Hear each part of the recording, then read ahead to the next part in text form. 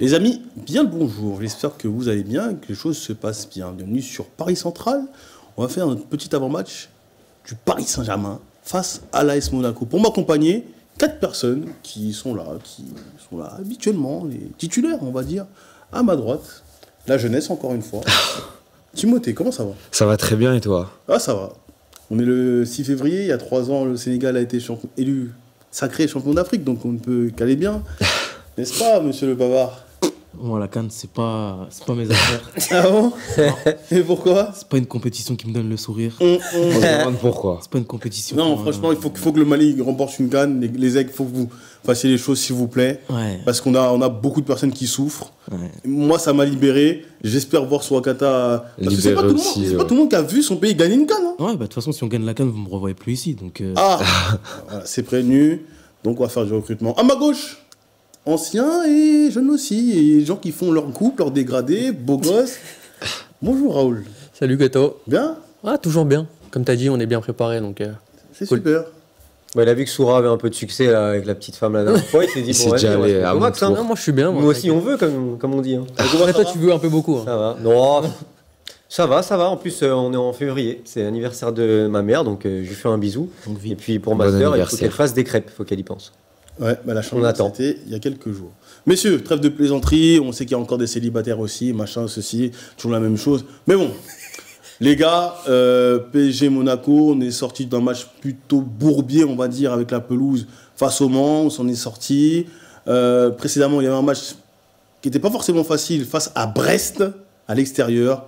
On revient au Parc des Princes, on accueille l'ASM qui sort quand même d'un match... une série un peu bizarre. Ils gagnent en Ligue des Champions, mais ils perdent en Coupe de France. Ils font des séries qui sont pas très claires. Timothée, comment tu vois ça par rapport à demain soir? Bah, c'est un match important pour les deux équipes. Déjà parce qu'on parle de peut-être des deux meilleures équipes françaises cette saison. Oula. Deux équipes qui préparent aussi des échéances européennes. Peut-être pas meilleures dans le jeu, mais en tout cas, pour moi, c'est les deux grosses têtes d'affiche du championnat cette saison. Oula. Ah, En oui. termes de résultats. C'est ouais. peut-être c'est la plus grosse affiche du championnat, peut-être avec le Classico face à Marseille. Donc c'est un match important, sachant que pour le PSG, on est quand même à 4 jours. Enfin, demain, on sera à 4 jours d'un gros rendez-vous européen. Certes, face à Brest, qu'on a déjà battu il y a une semaine, mais ça restera une grosse échéance. Donc à voir aussi comment Enrique va gérer son groupe. Est-ce qu'il va faire tourner, est-ce qu'il va pas faire tourner, et même dans la physionomie du match, comment est-ce qu'on va approcher cette rencontre-là, sachant qu'on sera à domicile. Donc à voir. C'est un match qui pose plein de questions, mais qui donne envie d'être vu, parce que je pense qu'une victoire contre Monaco, c'est peut-être aussi, je me dis quelque part, alors c'est pas le plus important, mais peut-être un truc qui va nous rapprocher de la saison invincible en Ligue 1, parce que c'est un des gros poissons que tu bats, Ouais. Tu peux te rapprocher de ça, même si c'est pas l'objectif principal, ça peut être quelque chose à aller chercher aussi. Ah, je pense que... Mentalement, ça peut aider. Donc non, j'ai hâte de voir ce match-là. Raoul, alors on se parle, le Paris Saint-Germain a 13 points d'avance par rapport à Monaco qui est 3e. Comment tu vois cette rencontre, sachant que le groupe va peut-être être orphelin de Warren Emery encore une fois? Mais en vrai, le truc, c'est qu'on est dans une période où il y a beaucoup de matchs qui s'enchaînent. Là, jusqu'à la mi-mars, c'est quand même pas mal de rendez-vous un peu bourbiers. Évidemment, tu parlais de la Ligue des Champions qui arrive du coup ce mardi. Donc, ça sera une double confrontation à vraiment bien préparer. Donc, en fait, c'est un des matchs... en fait, que moi, personnellement, j'ai pas envie qu'on perde parce que c'est Monaco et c'est les rivaux, c'est la déclat de Ben Seguir il y a quelques mois où il nous a bien provoqué. Et d'ailleurs, Bien fait. ils en ont bien souffert. Donc, en fait, il y a une série de matchs où il y a des matchs où tu dois pas perdre, que ce soit face à l'OM, que ce soit face à Monaco aussi.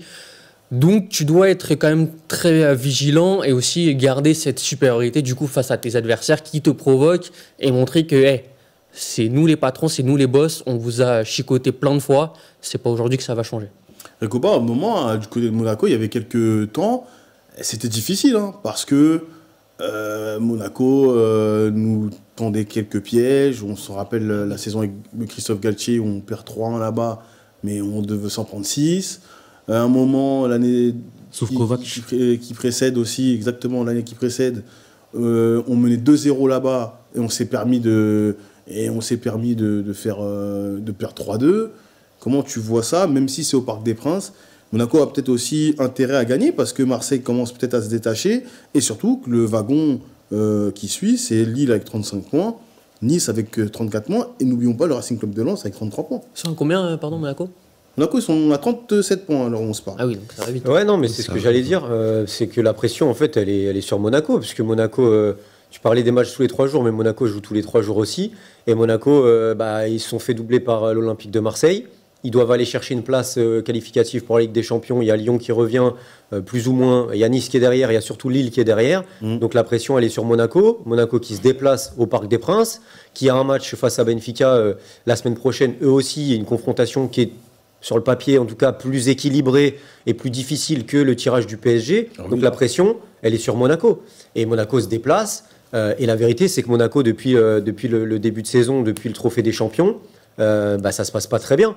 Déjà, il y a une pente plutôt, une ligne différente dans le sens où ces dernières années, ces derniers matchs, on a plus de facilité face à Monaco. Et surtout, Monaco a des problèmes derrière depuis le début de saison. Là, on a quand même l'absence de Singo normalement. Pas que derrière. Hein? Pas que derrière. Ouais. Et c'est Oui, même bien sûr. surtout devant, plus que derrière, parce qu'en réalité, Brahim Mbolo, Blessé. Enfin, il revient de blessure. Il est Nikena aussi. Ouais, mais lui, il est jeune. voilà. Balogun, t'attendais plus Mbolo et Mbolo. Balogun, où t'as mis 40 millions d'euros, qui ne donnent pas satisfaction. Mbolo, depuis ses croisés, c'est l'ombre de lui-même. Mais moi, la plus grosse faiblesse, c'est le milieu de terrain. C'est-à-dire que si t'as pas le capitaine, Zakaria. c'est qui est Zakaria, ça y est, c'est une catastrophe. Force à Lamine Camara, on t'aime beaucoup. hein. Mais c'est un Mais bon joueur, c'est- il a intelligent. il a du talent, il a un bon gelon, mais sinon, c'est une catastrophe. Mais offensivement, il n'y a jamais eu vraiment de souci à Monaco. Parce que tu as quand même Ben Seguir, Akliouche qui sont justement, décisifs. Anderson. parlons du bavard Ben Seguir qui a bavardé et qui n'a pas assumé ses propos derrière. Parce que généralement, certains clubs, même certains joueurs aussi aiment beaucoup parler quand il s'agit du Paris Saint-Germain en championnat, je précise en championnat. Hein, chaque saison, on nous rabâche, attention, le Paris Saint-Germain, concurrence. D'accord, on a 13 points d'avance aujourd'hui, mais bon, comme d'habitude, quand Ben Seguir parle par rapport au fait qu'on peut challenger le Paris Saint-Germain, le match d'après est perdre face à Angers. La bascule, elle est là. Pour moi, la bascule, elle est là. C'est Au pas... moins, est-ce qu'il parle, est-ce qu'il dit pas en soi vu Ouais, le mais nombre sauf de qu'ils se points, mettent la au pression moment- eux-mêmes. Pour moi, c'est faux. Pour moi, il n'y a pas de concurrent au Paris Saint-Germain. Et je l'avais dit avant le début de saison. Ouais. Il n'y a aucun concurrent au PSG, peu importe ce que peuvent dire les joueurs. Parce que ouais. c'est un fait et parce que ça se confirme 6 mois après. Et finalement, la confiance, elle n'est pas présente. Les résultats ne sont pas bons non plus. Et surtout, Le match face à Angers, franchement. on disait souvent aussi, certains journalistes et spécialistes disaient souvent au Paris Saint-Germain, le projet Baby Pampers. Bah, il est à Monaco, le projet Baby Pampers. Si tu enlèves Zakaria et si tu enlèves Kerrer, tu as que des jeunes dans l'équipe. Sungutu Magassa, c'est jeune. Ben Seguir, c'est jeune. Akliouche, c'est jeune. Ilinikina, c'est jeune. Lamine Camara, c'est jeune. Vanderson, c'est jeune aussi. Hein. La nouvelle recrue, voilà. c'est ce que Caio je veux dire. Henrique, même si c'est un joueur expérimenté, il a que 25-26 ans. C'est pas non plus un joueur qui a 27 Il a 28. 28 ans cette année, c'est en 97. Ah ouais. Ah bah oui, monsieur. Ok, autant pour moi. Mais en tout Non, cas, ça mais reste une équipe Globalement, c'est une équipe dans sa jeune. base extrêmement jeune. Ouais, ouais, ouais. Mais il y a Mika Biret qui est arrivé là et qui a mis un triplé et qui a l'air de bien fonctionner dans cette équipe. Dans tous les cas, pour moi, le souci n'est pas offensif côté Monaco, il est surtout défensif. Et on l'a vu dans nos confrontations directes avec Monaco, on a énormément d'occasions à chaque fois. Et c'est pas un souci pour marquer des buts. Et là, au Parc des Princes, avec une équipe du PSG qui marche sur l'eau en ce moment et des offensifs qui plantent, attention à Monaco parce que ça pourrait faire très très mal. Et D'ailleurs, pour moi, oui. cette rencontre-là, si Paris la gagne, il y a un pied sur le titre et le second pied, ça sera Marseille. Pour moi, c'est un match Ouais. qui pourra fermer à moitié la porte du championnat de France. Ah, moi, pour moi, le championnat de France, il est quasiment Il est déjà déjà plié. en avance. C'est-à-dire Oui. que Non, mais pour il que est- Marseille puisse te rattraper, il te faut au moins 3 matchs où Marseille gagne et toi, Mais tu je ne me dis perds que pas. il reste 2 gros matchs. Mais- Parce que même si ouais. l'Olympique Lyonnais, c'est un gros match, c'est pas une équipe qui est censée te challenger pour le titre à la fin de la Oui, saison. Ouais, c'est ça. Et pour moi, en fait, si tu perds ces 2 rencontres, tu perds un peu en relances grade. un Voilà.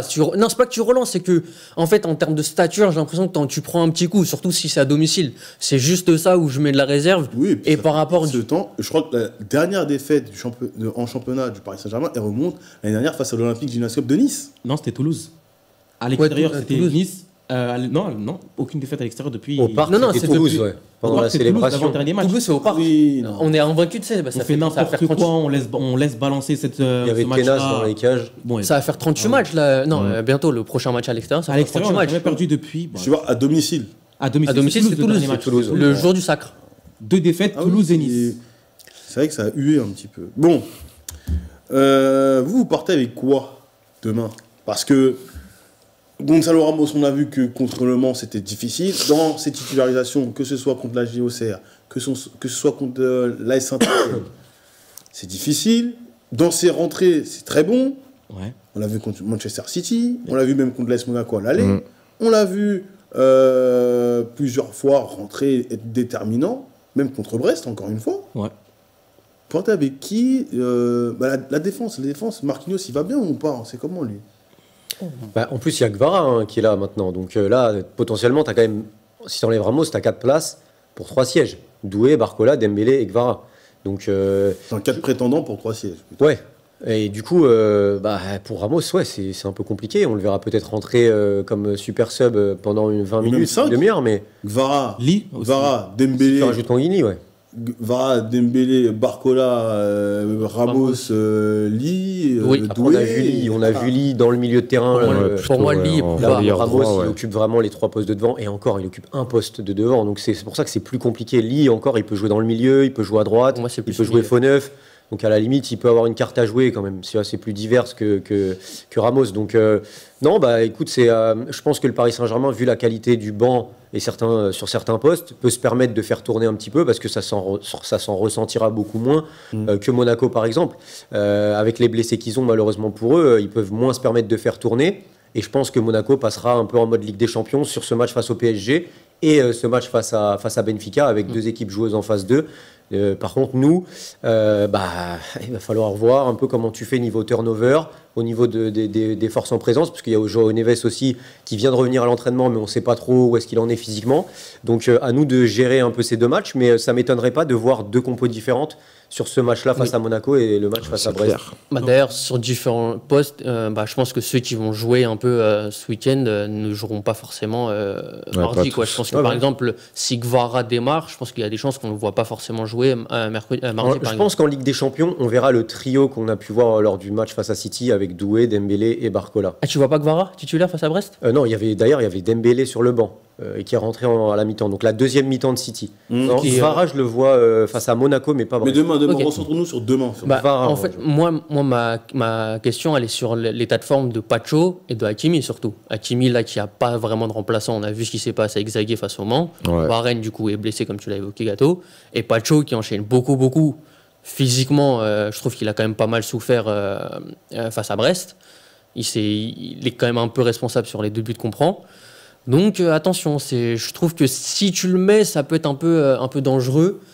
Donc s'il veut économiser les 2, peut-être qu'on peut voir une compo comme face au retour au Barça en défense avec Beraldo Marquinhos.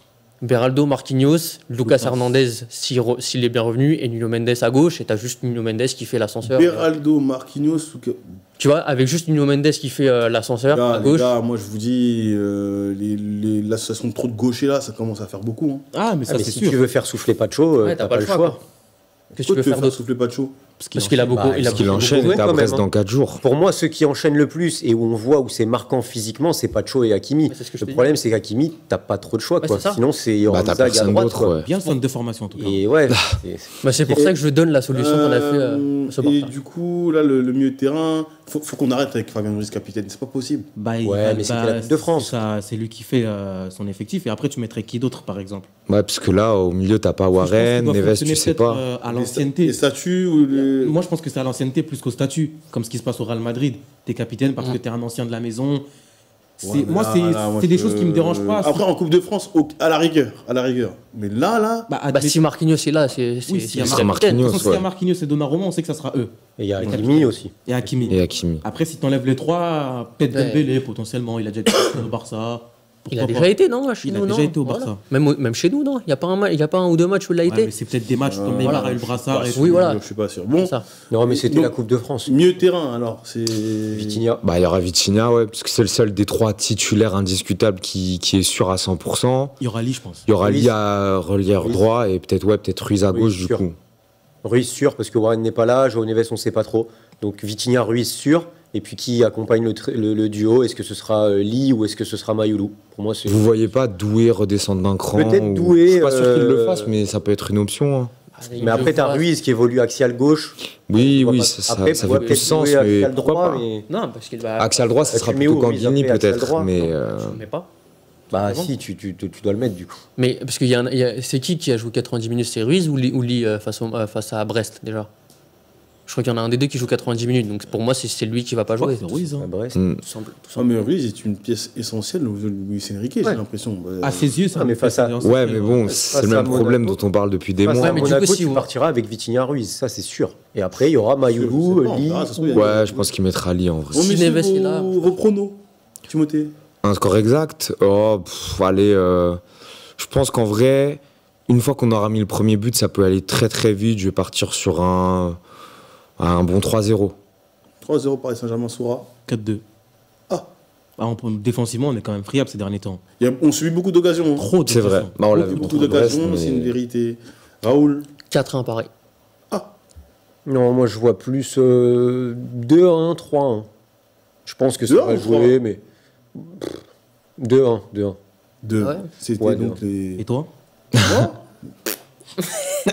Les amis, vos pronos, la vidéo sera postée dans quelques temps, donc c'est votre avant-match. N'hésitez pas à liker, n'hésitez pas à partager, vous commenter si vous avez des avis sur certains joueurs, comment est-ce que vous voyez cette rencontre. Vous nous le dites, on est ensemble, on va toujours continuer avec Paris Central, on est là. Grâce à vous, messieurs, dames, n'oubliez pas, ici c'est... Pareil. Pareil. Paris. Abonnez-vous. Devrait peut-être faire